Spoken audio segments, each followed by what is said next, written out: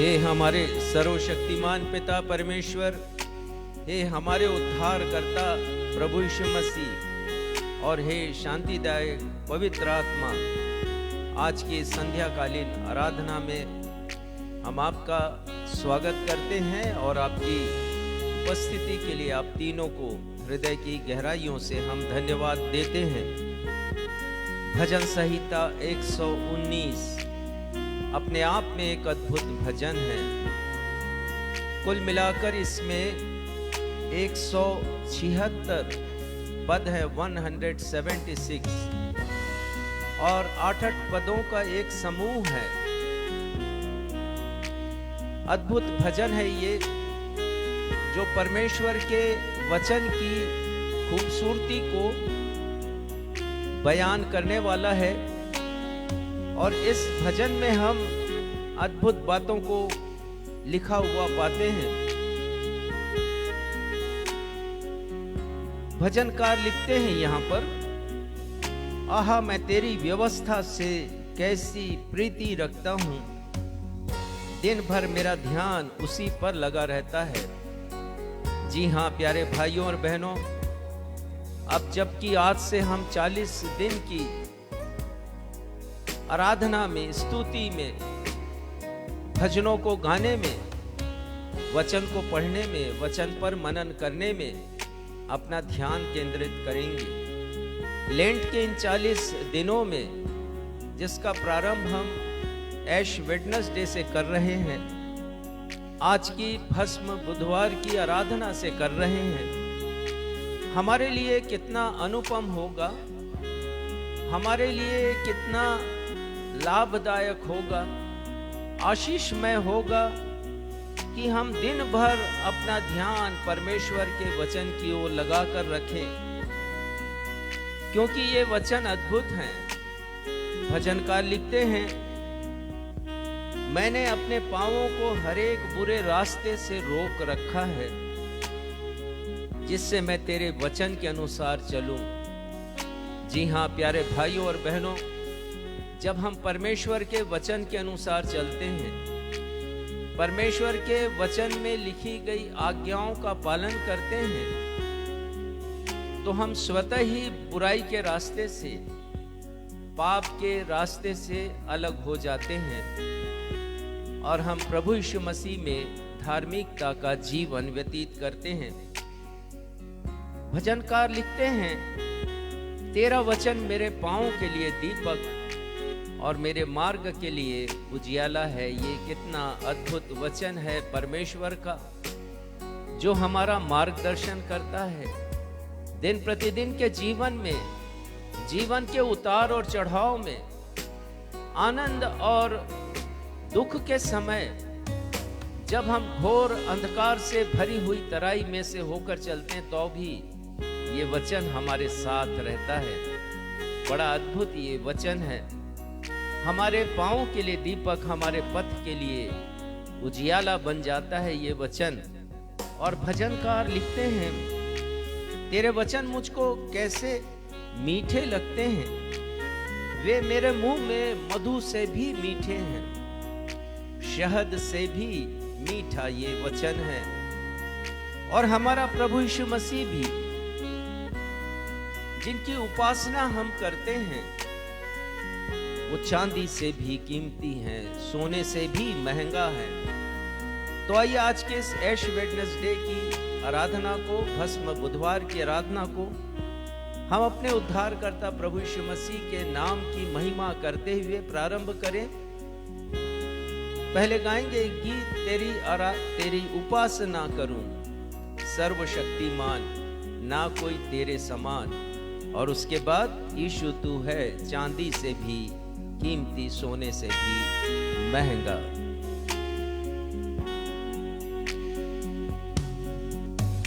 तेरी उपासना करूं सर्वशक्तिमान,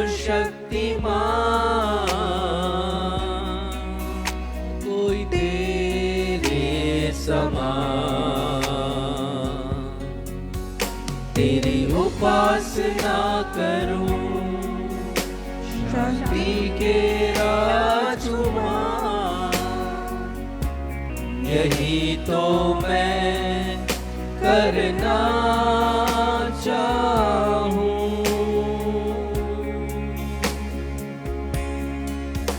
करूं तेरी मैं स्तुति,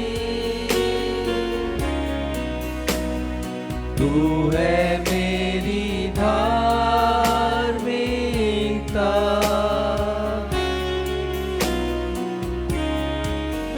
तेरी उपासना करूं सर्वशक्तिमान, ना कोई तेरे समान, ना कोई तेरे समान, ना कोई तेरे समान।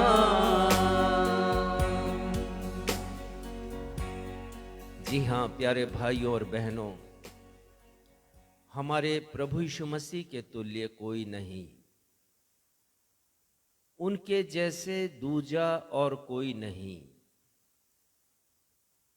वे हमारे एकमात्र उद्धारकर्ता परमेश्वर हैं और ये हमारे लिए कितने फक्र की बात है, हमारे लिए कितने गौरव की बात है कि हम एक ऐसे यीशु को जानते हैं, उन्हें पहचानते हैं और उनकी आराधना हम करते हैं, उनकी उपासना हम करते हैं क्योंकि वो सर्वशक्तिमान है। आइए हम सब उनकी महिमा करते हुए एक और कोरस को गाएं। यीशु तू है चांदी से भी कीमती, यीशु तू है सोने से भी महंगा।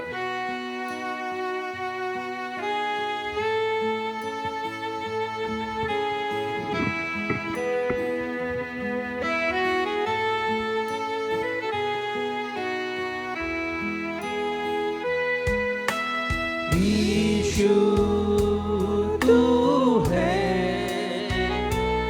चांदी से भी कीमती, यीशु तू है सोने से महंगा, यीशु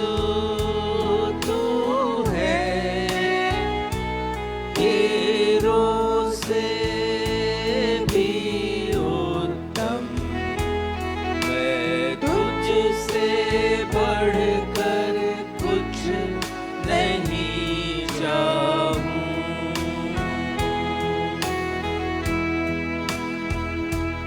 मैं तुझसे बढ़कर कुछ नहीं चाहूं।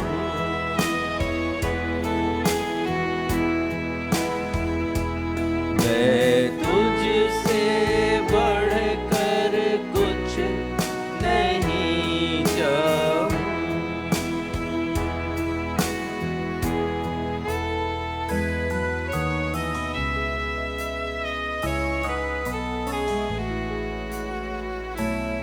नवजीवन इवेंजलिकल चर्च की 366वीं अर्थात 366 ऑन एवं ऑफलाइन ऐश वेडनेसडे या भस्म बुधवार की आराधना में मैं रेवरेंट राजेश मसीह आप सभी प्रभु भक्तों का अपने उद्धारकर्ता प्रभु यीशु मसीह के नाम में स्वागत करता हूं और आप सभी को मैं जय यीशु, यीशु सहाय, हालेलुया, शालोम और प्रेज द लॉर्ड कहता हूं। Praise the Lord.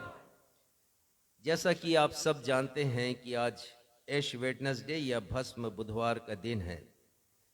आज से 40 दिवसीय लेंट काल का प्रारंभ होगा।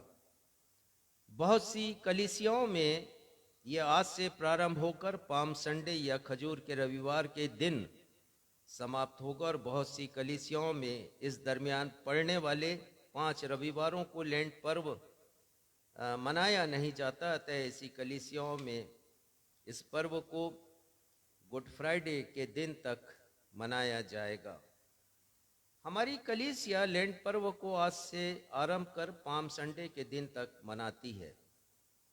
आज भस्म बुधवार का दिन है। भस्म का अर्थ है राख या मिट्टी। परमेश्वर पिता ने आदम से कहा था कि आदम तू मिट्टी है और मिट्टी में समा जाएगा। आज का दिन हमें स्मरण दिलाता है कि मैं और आप मिट्टी से बढ़कर नहीं है। हमारा जीवन मिट्टी है, हमारा जीवन क्षणिक है। हम आज हैं और कल नहीं है। हम सब का एक अंत है। तो हम कैसे इस अंत को, इस मिट्टी को अर्थपूर्ण बनाएं? हम कैसे इसके महत्व को जानें? ये लेंट का पर्व हमें अवसर देता है कि हम अपने जीवन का आत्मावलोकन करें, आत्म परीक्षण करें। हम सीखें आत्म अनुशासन, आत्म संयम करना सीखें, और हम सीखें कि कैसे हम अपने इस जीवन में वर्ष भर के लिए आत्मिक ऊर्जा उत्पन्न कर सकते हैं।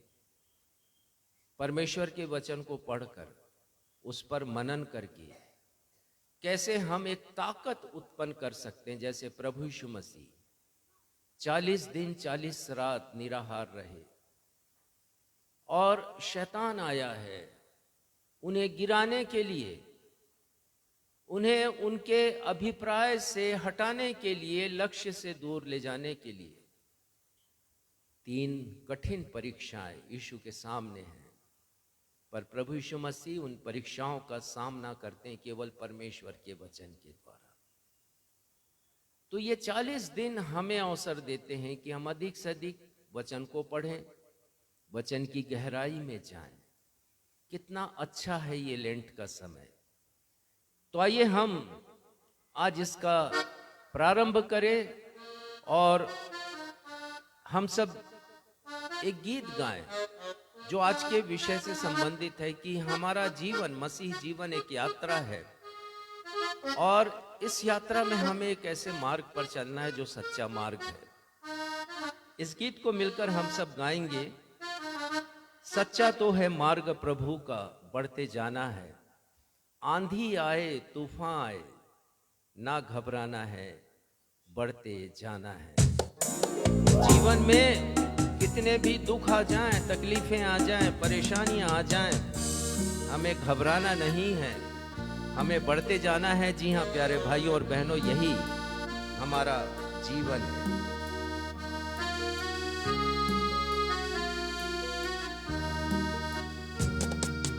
सच्चा तो है मार्ग प्रभु का, बढ़ते जाना है। सच्चा तो है मार्ग प्रभु का, बढ़ते जाना है। आंधी आए तूफान आए ना घबराना है, बढ़ते जाना है। सच्चा तो है मार्ग प्रभु का, बढ़ते जाना है।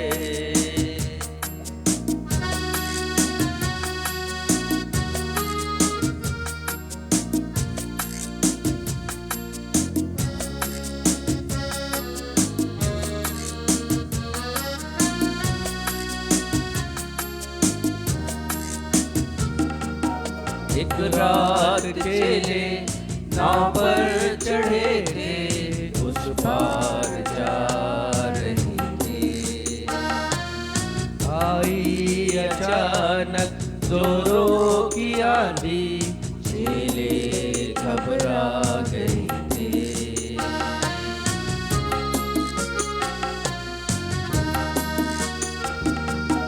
एक रात चेले नाव पर चढ़े थे, उस पार जा रहे थे। आई अचानक जोरों की आंधी, चेले घबरा गए थे।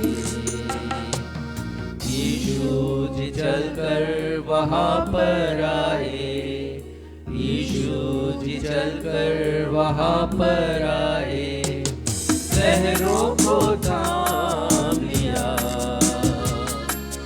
तूफान को डांट दिया, लहरों को थाम लिया, तूफान को डांट दिया। मत डरो, मत डरो, मत डरो, इस जीवन के तूफानों को यीशु हटाता है, बढ़ते जाना है, सच्चा तो है मार्ग प्रभु का, बढ़ते जाना है।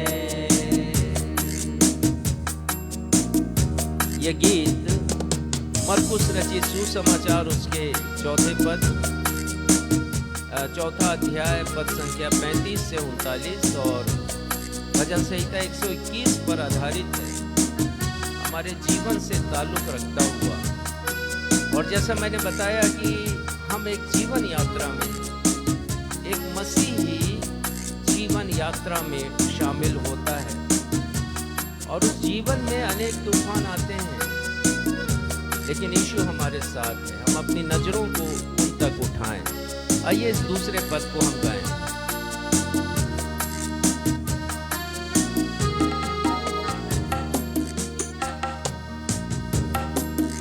मैं अपनी आँखों को यीशु की ओर लगाऊंगा,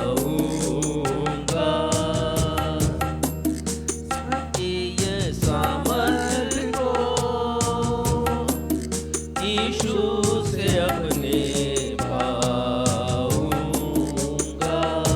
फिर से मैं अपनी आँखों को यीशु की ओर लगाऊंगा, स्वर्गीय सामर्थ को यीशु से अपने पाऊंगा।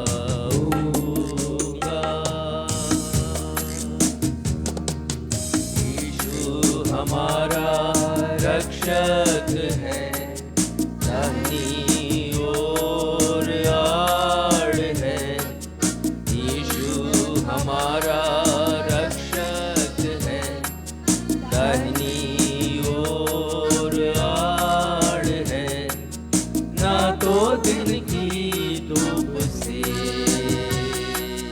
रात की चांदनी से हानि होगी, ना तो दिन की धूप से, रात की चांदनी से हानि होगी। मत डरो, मत डरो, मत डरो, इस जीवन के तूफानों को यीशु हटाता है, बढ़ते जाना है, सच्चा तो है मार्ग प्रभु का, बढ़ते जाना है। आंधी आए, तूफान आए, ना घबराना है, बढ़ते जाना है, सच्चा तो है मार्ग प्रभु का, बढ़ते जाना है, बढ़ते जाना है, बढ़ते जाना है। कलीसिया स्थान ग्रहण करे। जी हाँ प्यारे भाइयों और बहनों, प्रभु का मार्ग ही सच्चा मार्ग है और इसी मार्ग पर हम बढ़े। आइए इस समय होगा कि हम उत्तरवादी पाठ का पठन करें और आज का उत्तरवादी का पाठ हमें मिलता है भजन संहिता 119, उसकी पद संख्या 97 से 112 तक, और इसे पढ़ने में हमारे बेटे सक्षम हम सभी की अगुवाई करेंगे।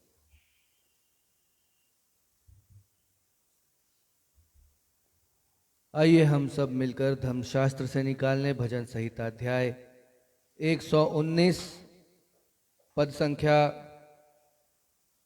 97 से 112 तक, जैसा कि हमारा दस्तूर रहा है, इस पैसेज को उत्तरवादी की रीति से पढ़ लेंगे। भजन संहिता 119 पद संख्या 97 से 97 से 112 तक। आहा, मैं तेरी व्यवस्था से कैसे प्रीति रखता हूँ, दिन भर मेरा ध्यान उसी पर लगा रहता है। तू अपनी आज्ञाओं के द्वारा मुझे अपने शत्रुओं से अधिक बुद्धिमान करता है, क्योंकि वे सदा मेरे मन में रहती हैं। मैं अपने सब शिक्षकों से भी अधिक समझ रखता हूँ, क्योंकि मेरा ध्यान तेरी चितौनियों पर लगा है। मैं पुण्यों से भी समझदार हूँ, क्योंकि मैं तेरे उपदेशों को पकड़े हुए हूँ। मैंने अपने पांवों को हर एक बुरे रास्ते से रोक रखा है, जिससे मैं तेरे वचन के अनुसार चलूं। मैं तेरे नियमों से नहीं हटा, क्योंकि तू ही ने मुझे शिक्षा दी है। तेरे वचन मुझको कैसे मीठे लगते हैं, वे मेरे मुंह में मधु से भी मीठे हैं। तेरे उपदेशों के कारण मैं समझदार हो जाता हूँ, इसलिए मैं सब मिथ्या मार्गों से बैर रखता हूँ। तेरा वचन मेरे पांव के लिए दीपक और मेरे मार्ग के लिए उजियाला है। मैंने शपथ खाई और ठान लिया है कि मैं तेरे धर्म नियमों के अनुसार चलूंगा। मैं अत्यंत दुख में पड़ा हूँ, हे यहोवा, अपने वचन के अनुसार मुझे जिला। हे यहोवा, मेरे वचनों को स्वच्छ बलि जानकर ग्रहण कर और अपने नियमों को मुझे सिखा। मेरा प्राण निरंतर मेरी हथेली पर रहता है, तो भी मैं तेरी व्यवस्था को भूल नहीं गया। दुष्टों ने मेरे लिए फंदा लगाया है, परंतु मैं तेरे उपदेशों के मार्गों से नहीं भटका। मैंने तेरी चितौनियों को सदा के लिए अपना निज भाग मान लिया है, क्योंकि वे मेरे हृदय के हर्ष का कारण है। मैंने अपने मन को इस बात पर लगाया है कि अंत तक तेरी विधियों पर सदा चलता रहूं। यह सत्य और जीवित परमेश्वर का सत्य और जीवित वचन है। परमेश्वर पिता, प्रभु यीशु मसीह, पवित्र आत्मा वचन के पढ़े जाने, सुने जाने और समझे जाने पर हम में से हर एक को अपनी बहुतायत की आशीषों से परिपूर्ण करें। हम सब कहें आमीन। आमीन। कलीसिया स्थान ग्रहण करें। अब ये हम सब के लिए समय होगा कि हम प्रार्थना में जाएं, और मैं आग्रह करूंगा अपने भाई और प्रचारक ब्रदर बंटी सिद्धू से कि वे आएं और प्रार्थना करें और वचन के प्रचार को भी अपनी प्रार्थना में स्मरण रखेंगे।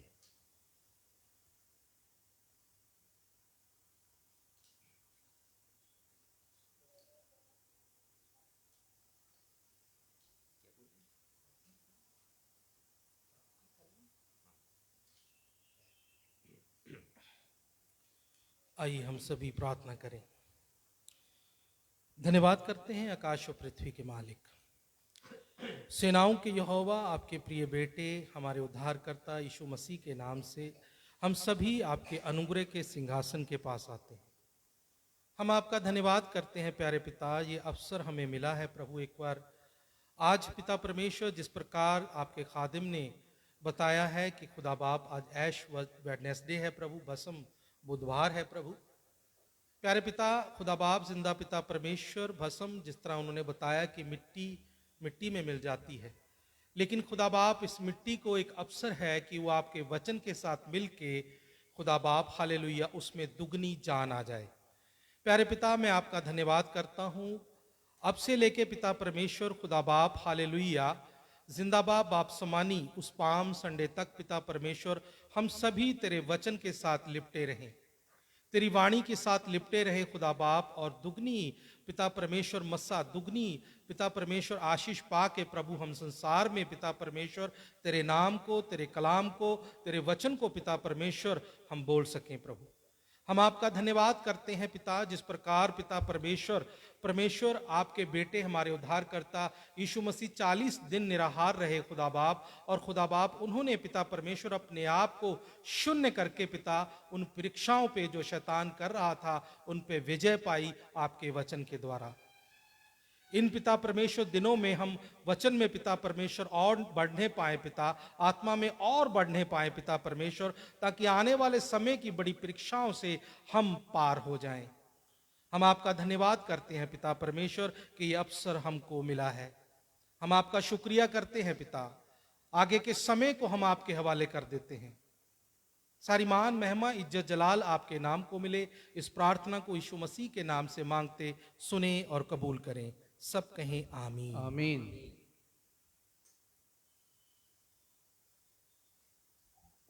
वचन का पाठ पढ़ा जाएगा और सबसे पहले पुराने नियम से हम उस पाठ को पढ़ेंगे जो आज हमारे संदेश से ताल्लुक रखता है। यशायाह की किताब 40वां अध्याय पद संख्या 27 से लेके 31 तक, Isaiah chapter 40 from verse 27 to 31 पढ़ने में हमारी सहायता करेंगी हमारी बेटी आकांक्षा सक्षम मसीह।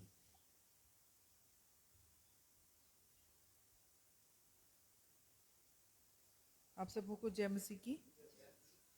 मैं आप लोगों के सामने पढ़ लूंगी यशायाह अध्याय 40 पद 27 से लेकर 31 तक। हे याकूब, तू तू क्यों कहता है, हे इज़राइल तू क्यों बोलता है, मेरा मार्ग यहोवा से छिपा हुआ है, मेरा परमेश्वर मेरे न्याय की कुछ चिंता नहीं करता। क्या तुम नहीं जानते, क्या तुमने नहीं सुना? यहोवा जो सनातन परमेश्वर और पृथ्वी भर का सृजनहार है, वह न थकता न श्रमित होता है, उसकी बुद्धि अगम है। वह थके हुए को बल देता है और शक्तिहीन को बहुत सामर्थ्य देता है। तरुण तो थकते और श्रमित भी हो जाते हैं और जवान ठोकर खाकर गिरते हैं, परंतु जो यहोवा की बाट जोहते हैं वह नया बल प्राप्त करते जाएंगे। वे उकाबों के समान उड़ेंगे, वे दौड़ेंगे और श्रमित न होंगे, चलेंगे और थकित ना होंगे। परमेश्वर अपने पढ़े हुए वचन पर आशीष दे। हम सब कहें आमीन। आमीन। दूसरा पाठ पढ़ा जाएगा।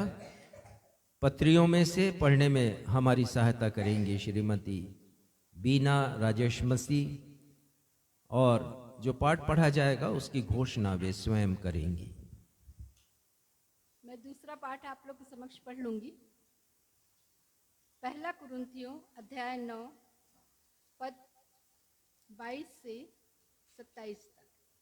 यहाँ पर इस प्रकार लिखा है, मैं निर्बलों के लिए निर्बल सा बना कि निर्बलों को खींच लाऊं। मैं सब मनुष्यों के लिए सब कुछ बना कि किसी न किसी रीति से कई एक का उद्धार कराऊं।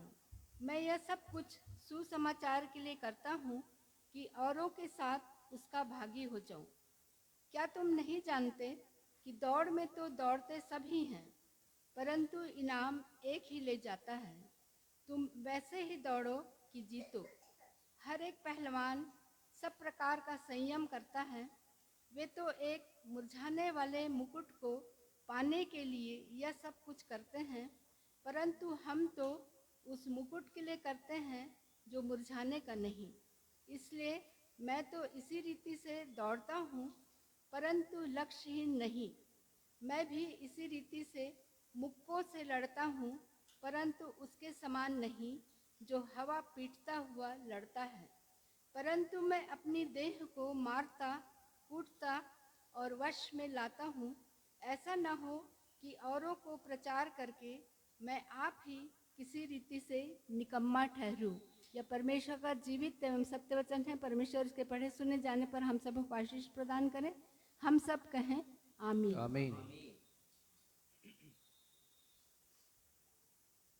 आइए आज के सुसमाचार पाठ के ऊपर हम ध्यान लगाएं, जो पाया जाता है मत्ती रचित सुसमाचार उसका 7वां अध्याय, पद संख्या 13 और 14।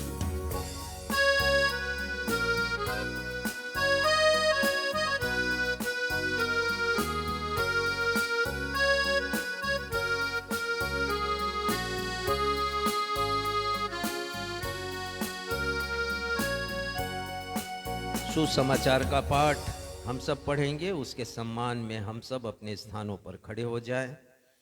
मत्ती रचित सुसमाचार 7वां अध्याय मैं पढ़ूंगा 13वां और 14वां पद। प्रभु यीशु मसीह कहते हैं अपने पहाड़ी उपदेश में, सकेत फाटक से प्रवेश करो, क्योंकि चौड़ा है वह फाटक और चाकल है वह मार्ग जो विनाश को पहुंचाता है। जो नई बाइबल है, नया अनुवाद है, उसमें इस प्रकार से आया है, सकेत फाटक से प्रवेश करो, क्योंकि चौड़ा है वह फाटक और सरल है वह मार्ग जो विनाश को पहुंचाता है, और बहुतेरे हैं जो उससे प्रवेश करते हैं। क्योंकि सकेत है वह फाटक और सकरा है वह मार्ग जो जीवन को पहुंचाता है, और थोड़े हैं जो उसे पाते हैं। ये प्रभु यीशु ख्रिस्ट का सुसमाचार है। हे प्रभु यीशु ख्रिस्ट, आपके नाम की महिमा हो। हम सब अपना स्थान ग्रहण करें, और अब हम सब के लिए समय होगा, सुनहरा समय, कि हम परमेश्वर के वचन के ओर ध्यान लगाएं, देख सकें कि आज भस्म बुधवार के दिन, ऐश वेडनेसडे के दिन, जो कि लेंट का प्रथम दिन है, परमेश्वर अपने वचन के द्वारा हमें क्या शिक्षा देना चाहते हैं। आपको मैं बताना चाहता हूं कि इसके पहले कि हम वचन को सुने, हम सब मिलकर के एक गीत गाएंगे, सहारा मुझको चाहिए, सहारा दे मुझे खुदा। जी हाँ भाइयों और बहनों, जब हम इस जीवन यात्रा में आगे बढ़ते हैं तो हमें एक सहारे की ज़रूरत पड़ती है, क्योंकि रास्ते खतरनाक हैं और रास्ते ऊबड़ खाबड़ हैं, खाइयों से, गहरी खाइयों से, कठिनाइयों से भरे हैं, और सहारा केवल हमारे प्रभु यीशु मसीह हैं। आइए हम सब मिलकर इस गीत को गाएं, सहारा मुझको चाहिए, सहारा दे मुझे खुदा।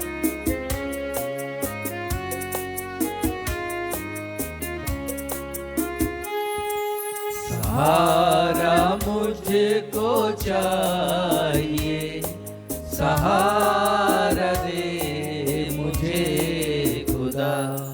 सहारा मुझको चाहिए, सहारा दे मुझे खुदा।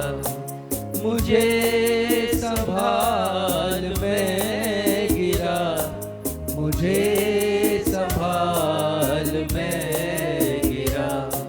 मुझे संभाल मैं गिरा, मुझे संभाल मैं गिरा। सहारा मुझको चाहिए, सहारा दे मुझे खुदा।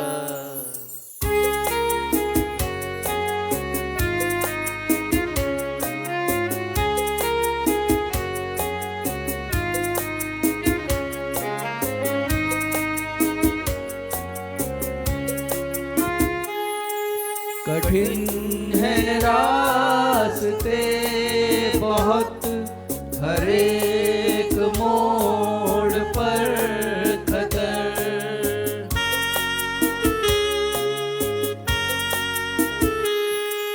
कठिन है रास्ते बहुत, हर एक मोड़ पर खतर।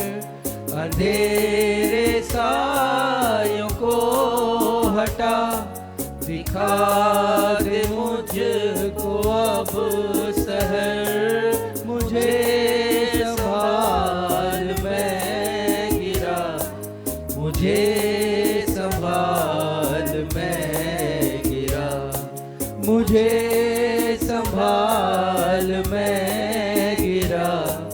मुझे संभाल, मैं गिरा। सहारा मुझको चाहिए, सहारा दे मुझे खुदा।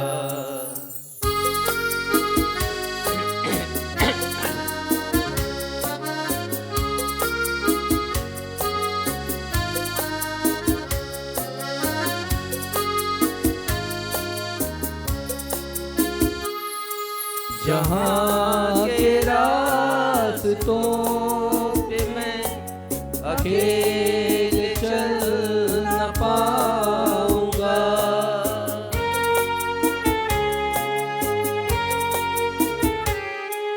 जहाँ के रास्तों पे मैं अकेले चल न पाऊंगा, अगर जो चलना चाहूं भी फिसल के गिर मैं जाऊंगा।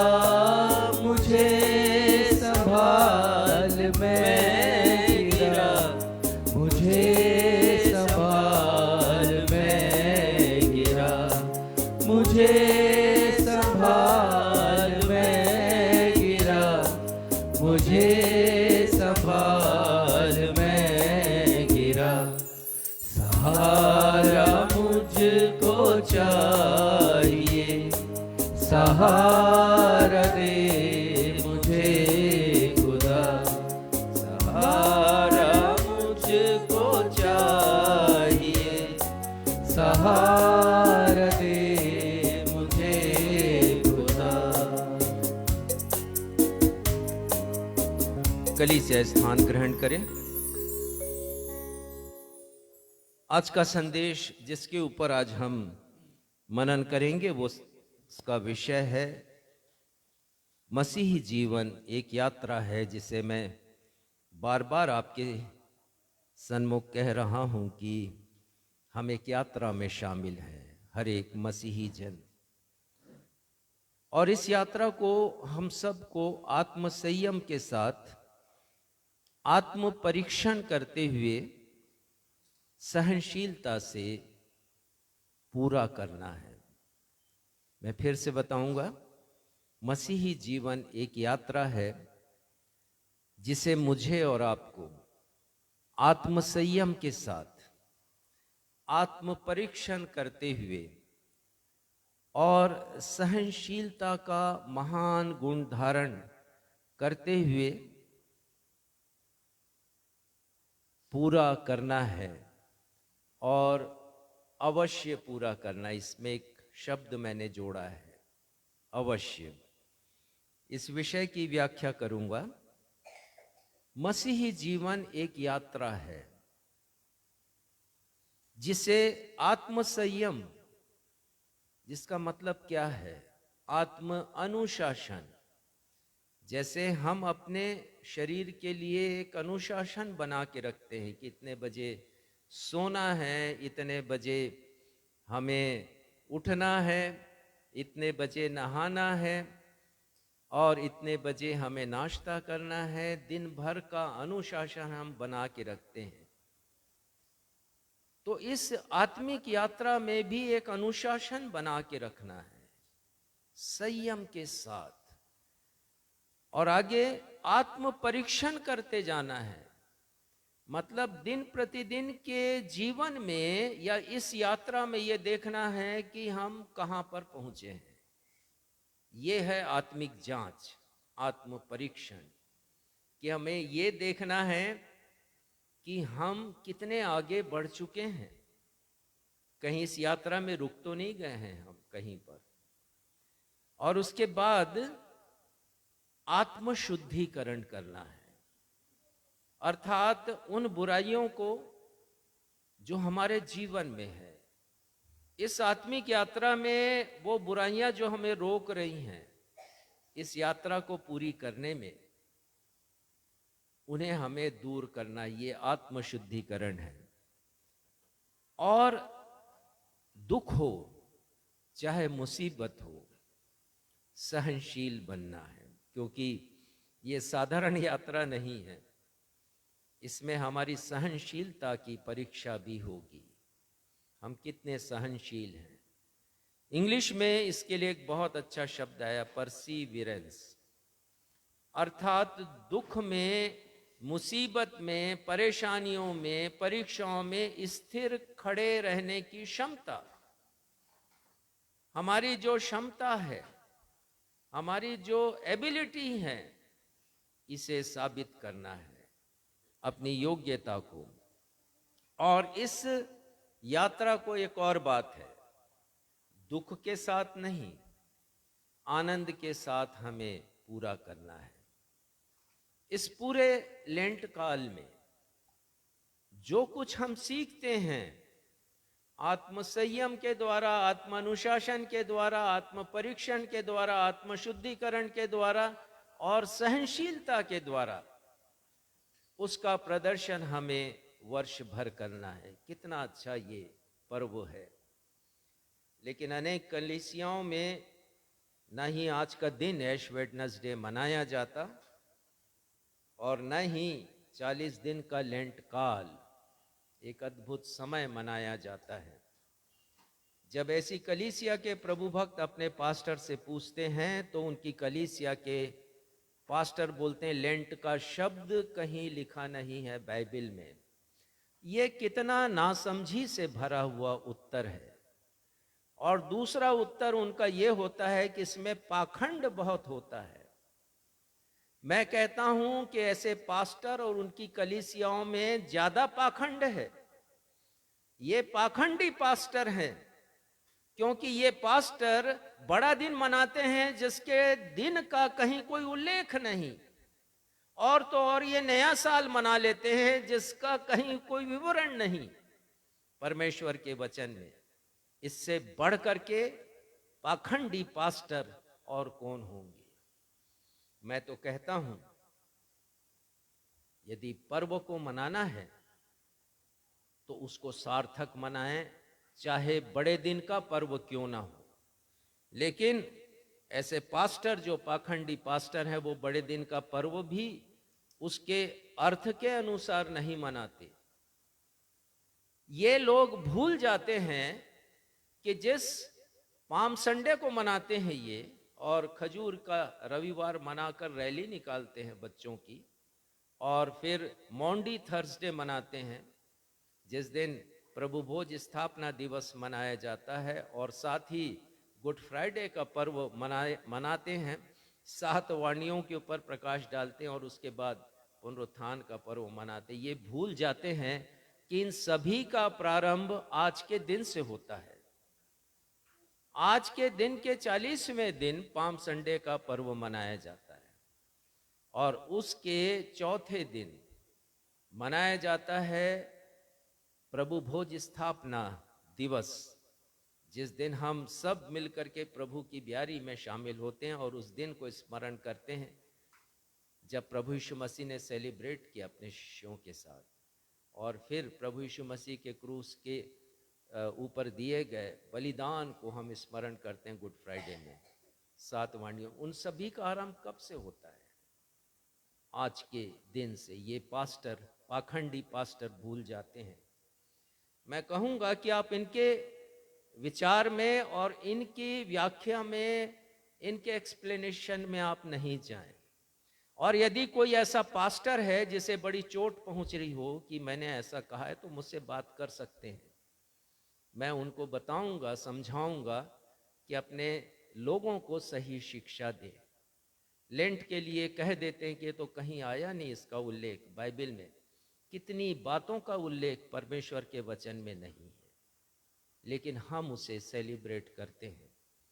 तो हम मूल बातों की तरफ आएं।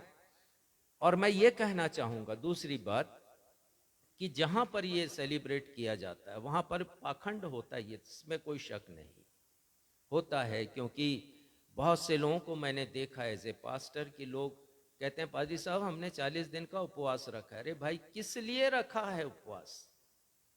मैंने पूछा है लोगों से, नहीं वो तो रखते हैं तो हमने रख लिया। अरे आपका कोई लक्ष्य नहीं, आपका कोई ध्येय नहीं, आप पढ़ते क्यों नहीं परमेश्वर के वचन में? क्या लिखा है यशाया 58 अध्याय 1 से 12 पद में, क्या लिखा है मत्ती रचित सुसमाचार 6 से लेके उस 16वें पद से लेके 18वें पद तक, और पहले पद से लेके 6वें पद में क्या लिखा, आप पढ़ते क्यों नहीं?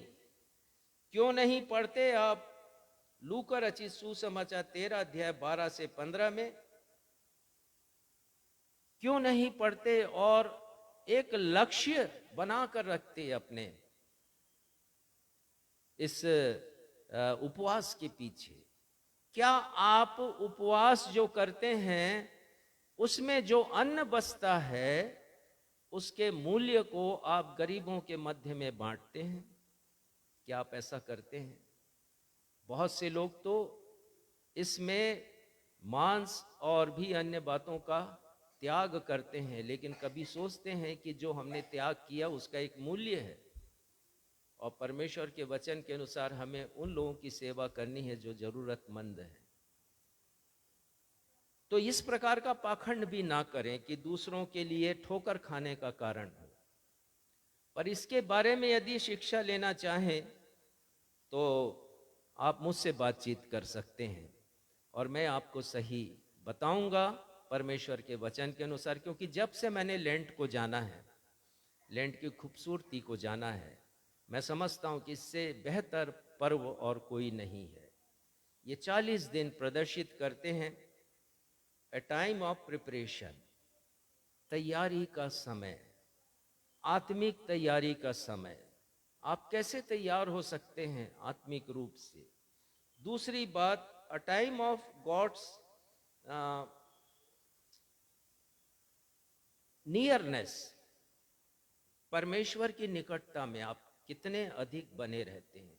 हो सकता है कि इसके पहले आप दौड़ भाग की जिंदगी में इतने करीब ना रह पाए हों, लेकिन लेंट का समय सिखाता है कि आप बहुत सी बातों में परमेश्वर के करीब अपने जीवन को बिता सकते हैं। और जैसा मैंने आपको पहले बताया, टाइम ऑफ प्यूरिफिकेशन, ये शुद्धिकरण का ये पर्व है और हम इस पर्व का इन्हीं अर्थों में पालन करें। तो आज का विषय मैंने आपको बता दिया, फिर से मैं बता देना चाहता हूं कि मसीही जीवन एक यात्रा है जिसे आत्म संयम, आत्म अनुशासन, आत्म परीक्षण, आत्म शुद्धिकरण एवं सहनशीलता के साथ पूरा करना है। आनंद मनाते हुए इस यात्रा को हमें पूरा करना है। और आज के अध्ययन का जो प्रमुख स्थल है वो 1 कुरिन्थी हम निकाल लें, उसका 9वां अध्याय, और उस पर हम विशेष रूप से आज मनन करेंगे और देखेंगे कि इस छोटे से पैराग्राफ में परमेश्वर पिता हमें इस जीवन यात्रा के बारे में क्या सिखाना चाहते हैं। 22वां पद पढ़िएगा, 1 कुरिन्थियों 9वां अध्याय 22वां पद। मैं निर्बलों के लिए निर्बल सा बना। ये देखिए कि संत पौलुस की एक एक बातें, उनके द्वारा लिखे गए एक एक शब्द हमारे लिए कितने महत्वपूर्ण है। पढ़िएगा, इसे आगे भी पढ़िएगा।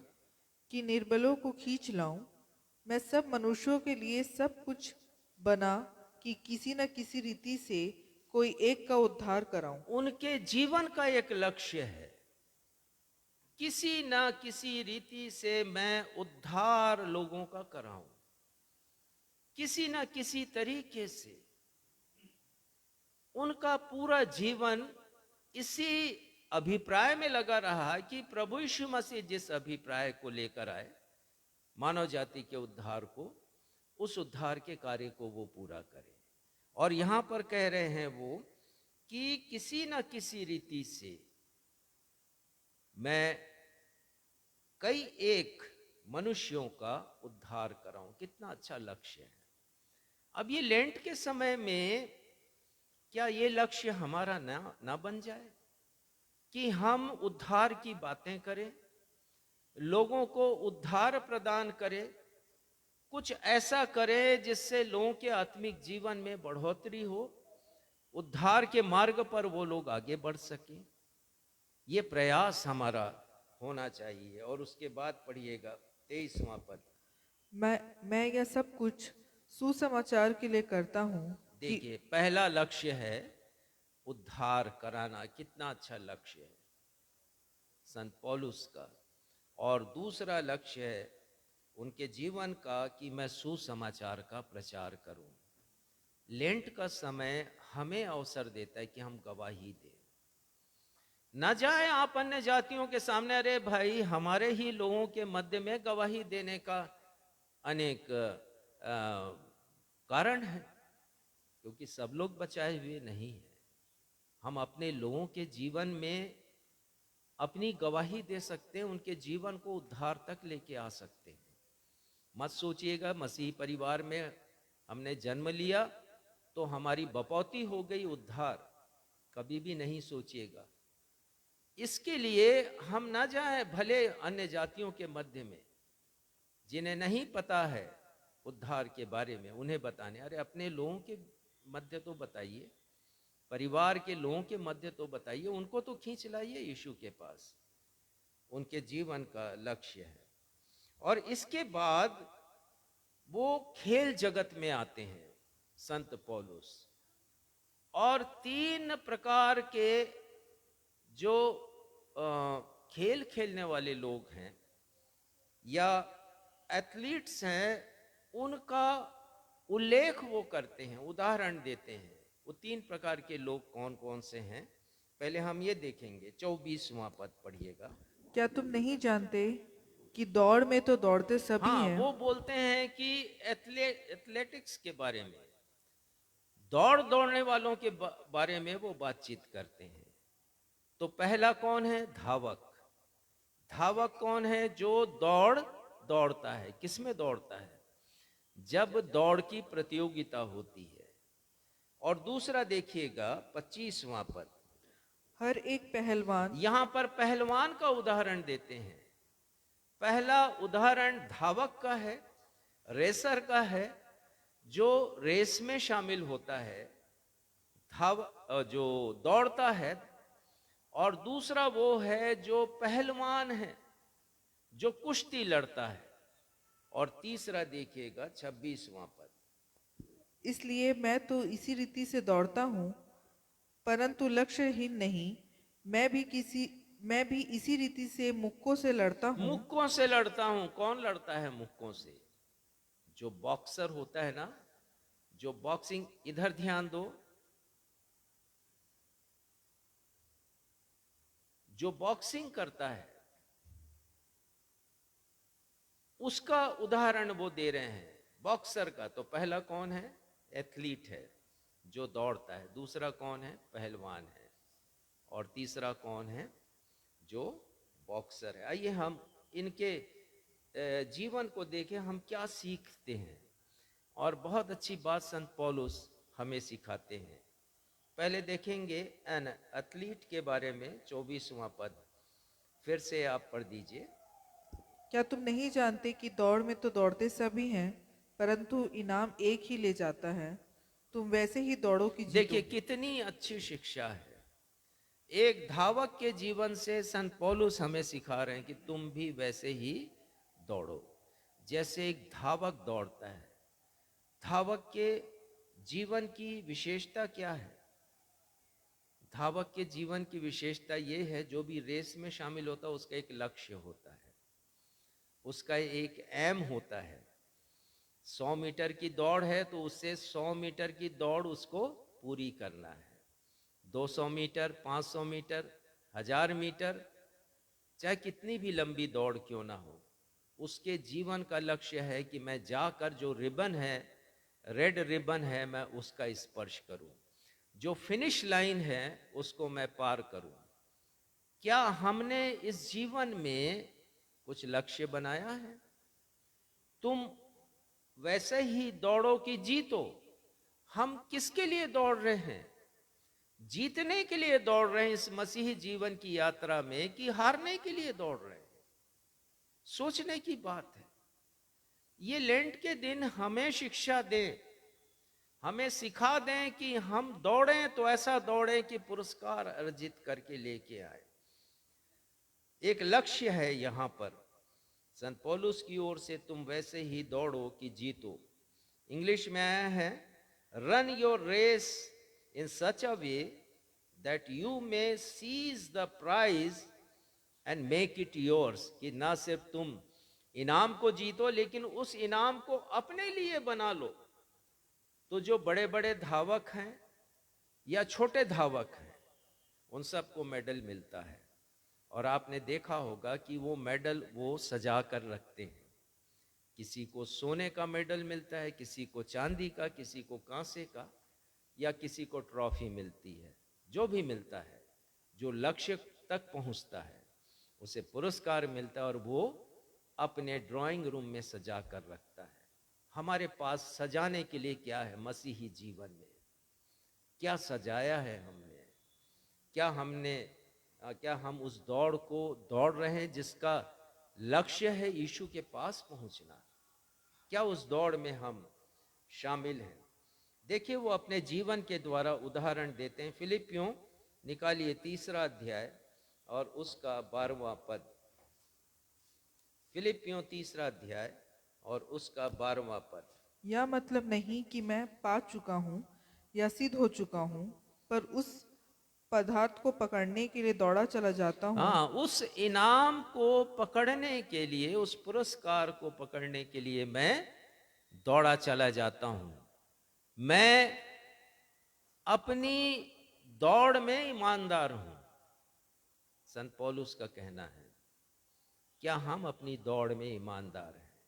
मैं रुका नहीं हूं, मैं थका नहीं हूं, मैं बैठा नहीं हूं, मैं पीछे गया नहीं हूं, मैं दौड़ रहा हूं और निरंतर मैं दौड़ता चला जा रहा हूं उस इनाम को पाने के लिए जो मेरे लिए प्रभु ने रखा है।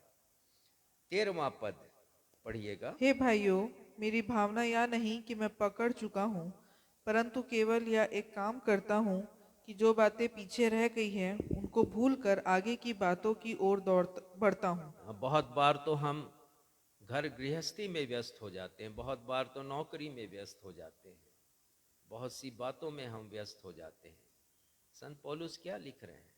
मैं एक काम करता हूँ, और काम ये है कि जो लक्ष्य मेरे प्रभु ने मेरे लिए बनाया है उसे पाने के लिए मैं दौड़ा चला जाता हूँ।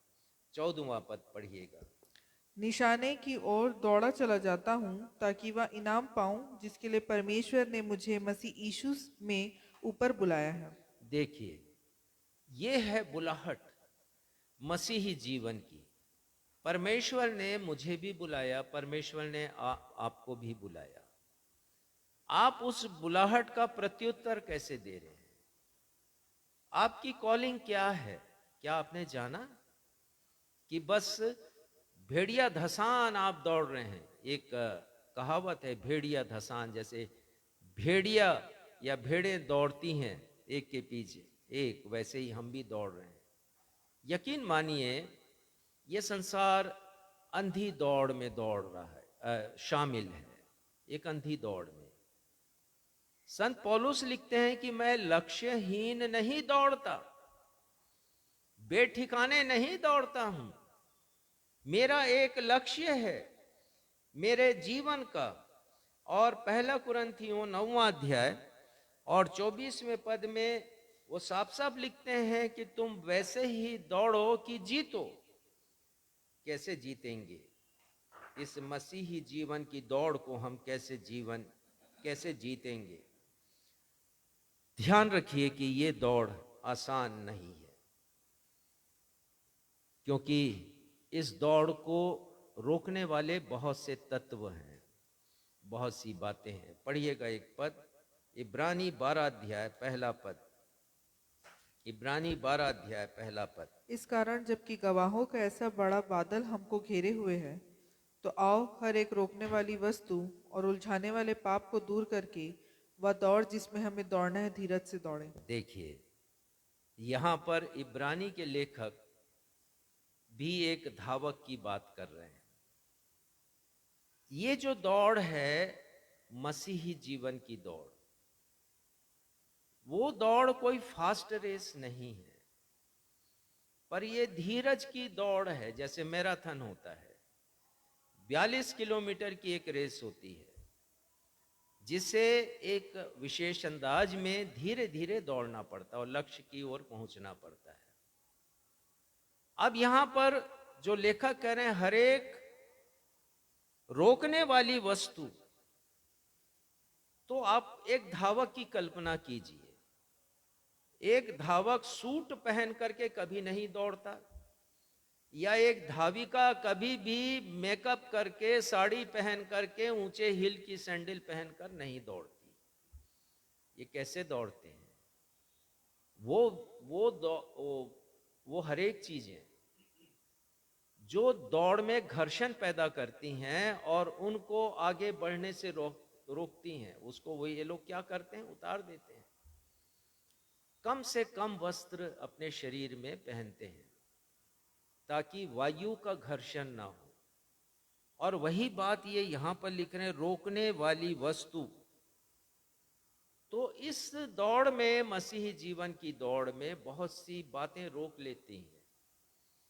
जैसे मैंने लिखा है कि बहुत से लोगों के शौक होते हैं, कई बार मैं बताता हूं ऐसे ऐसे शौक होते हैं कि उसी में उलझे रहते हैं। ये रोकने वाले वस्तु हैं और उलझाने वाले पाप। पहले बता दूं, रोकने वाली जो वस्तुएं हैं वो कौन कौन सी हो सकती हैं। वो आपका मोबाइल हो सकता है, रोक सकता है आपको। इस मसीही जीवन की दौड़ में आजकल सबसे बड़ी बाधा यदि कोई है तो वो मोबाइल है। तो कितना अच्छा है, ये 40 दिनों का आप फास्ट रखें, मोबाइल से रख लें, फास्ट व्रत रख लें, ये भी तो उपवास का तरीका है। और बहुत से लोगों के लिए जिम एक रोकने वाली वस्तु है। शरीर ही बना रहे हैं बहुत से लोग, आत्मा बने ना बने इसकी कोई चिंता नहीं, पर शरीर ही बना रहे हैं।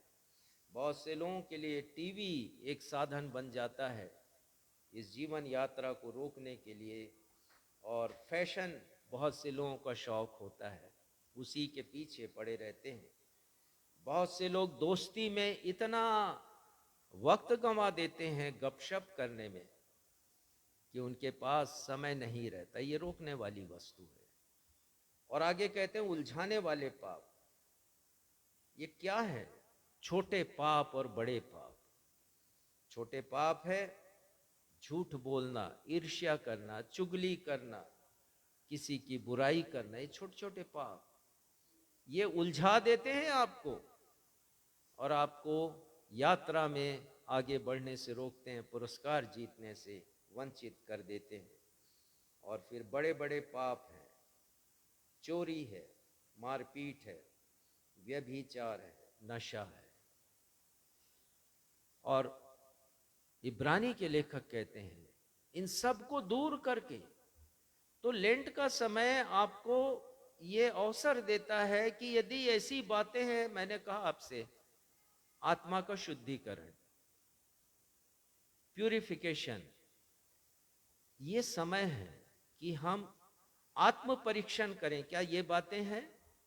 यदि ये बातें हैं तो इनको हम दूर करें और आपने अपने आत्मिक यात्रा में आगे बढ़े। अंतिम पद हम देखेंगे, दूसरा पद पढ़िएगा, इब्रानी 12 उसका दूसरा पद। और विश्वास के कर्ता और सिद्ध करने वाले यीशु की ओर ताकते रहें। देखिए, एक ही लक्ष्य है। किसे ताकना है? यीशु को।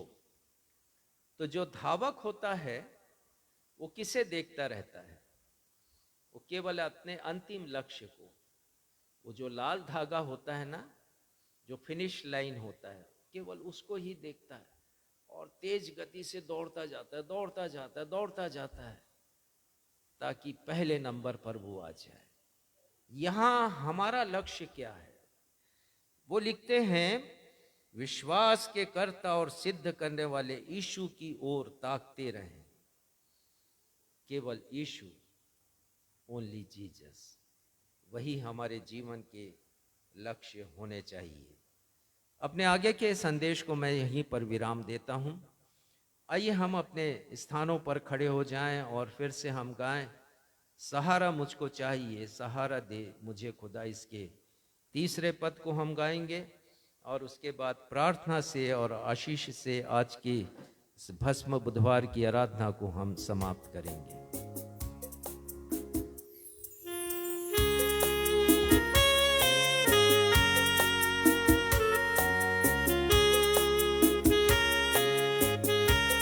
तो हम लक्ष्य बना लें, तीसरे पद को गाएं ईमानदारी के साथ, उसके अर्थ को समझते हुए।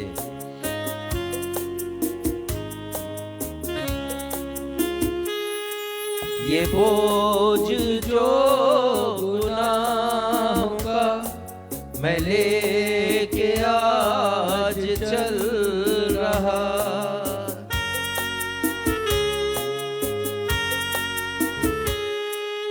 ये बोझ जो गुनाहों का मैं लेके आज चल रहा, उठाएगा अगर कोई वो तू ही तो है खुदा, मुझे संभाल मैं गिरा, मुझे संभाल मैं गिरा, मुझे संभाल मैं गिरा, मुझे संभाल मैं गिरा। सहारा मुझको चाहिए, सहारा दे मुझे खुदा, सहारा मुझको चाहिए, सहारा दे मुझे खुदा, मुझे संभाल मैं गिरा, मुझे संभाल मैं गिरा, मुझे संभाल मैं गिरा, मुझे संभाल मैं गिरा। सहारा मुझको चाहिए, सहारा दे मुझे खुदा।